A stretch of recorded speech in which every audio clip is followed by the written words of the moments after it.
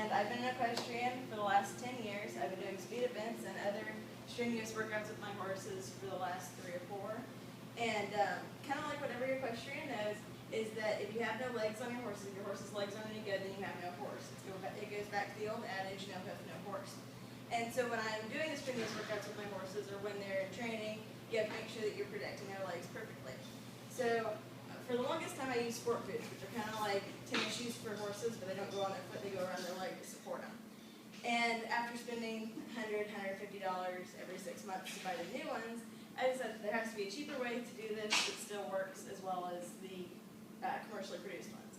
And so I decided that it was worth trying to learn how to make polo wraps. Polo wraps work like a big ace bandage for a horse. So they wrap around their legs and keep tension on them so that their tendons and ligaments don't bow or have any issues occur to them while they're working out. Most polo wraps are made from polyester fleece. You'll see them with some overlays and stuff on them that still stretch but aren't quite as protective as fleece is because it's really thick. The other kinds of fabrics that you'll see as overlays are cotton and nylon, and neither one of those stretch very well, so they're not protecting, or they're not pulling the tension on the leg to keep them where they should be. And they can both fray and run and shrink and all those other wonderful things that you don't want happening while your horse is working out really hard. Most polo wraps are closed with a hook and loop closure like these. You can find hook and loop closures in a whole bunch of different colors. I just happen to have khaki, black, and white with me. They also come in different lengths or widths. So this is 2-inch. I find that it's the most secure and doesn't want to give it up. Doesn't pull as bad when you're putting the tension against it. You also want sew-on Velcro because you don't want your sewing machine needle to get stuck in it. If you have a sticky back Velcro, it's like a gummy glue, and then it's going to get stuck, and you're not going to have the sewing machine because it's going to get all burned out. You also want to look at the kind of stitching that you're securing your Velcro to your polo wrap with. As you can see, you're going to wrap this wrap around your horse's leg and secure this very top closure with the hook and loop. This is my TNT Fun Apparel brand right there. So you want to make sure the stitches that you're using are sturdy, but still it's not very decorative because nobody's going to see it, so what's the point of making it decorative and using a whole bunch more thread, right? And so we use a straight stitch, and when you're stitching your polos, just like when you're stitching anything else, you want to make sure you have a lock stitch and some back stitching so it doesn't come undone. Because if you have stitching come undone, and the polo wrap comes undone, and then your horse is going crazy while his legs are protected.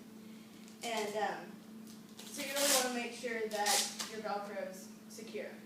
It's really kind of easy because you're not really doing any other stitching. You're just doing the stitching around the hook or the loop part of your Velcro and then on the end of your hook part of your Velcro. As you guys all know, horses, equines, whatever else come in different sizes. They come in horse size, which are 56 inches at the shoulders and taller. They come in pony size, it's between 37 inches at the shoulder and 56 inches at the shoulder. And then they also come in miniature size, which are under 37 inches. The horse size equines are the ones that you're going to see mostly with polo wraps because they're the ones that are big enough to haul people around. And they have the most stress put on their legs. So a horse size polo wrap, according to equibrand.com, should be 4.5 inches by 108 inches, which is exactly the size of these are. So they're 4.5 inches by 9 feet. That's enough that it goes from basically the horse's wrist to their elbow, their fetlock to their elbow, or their knee, and but with a 1-inch overlap while you're wrapping it. The pony size should be about 3 inches by 60 inches because ponies have a much smaller leg, and they're also not having as much stress put on their legs most of the time. Minis, on the other hand, they're really small, and they usually use polo wraps for costumes and looks and little shows and stuff. They're not actually having the stress put on their legs. And so they're really okay if they have them about 3 inches by 2 to 3 feet because it's not necessarily for the protection, it's just for the looks.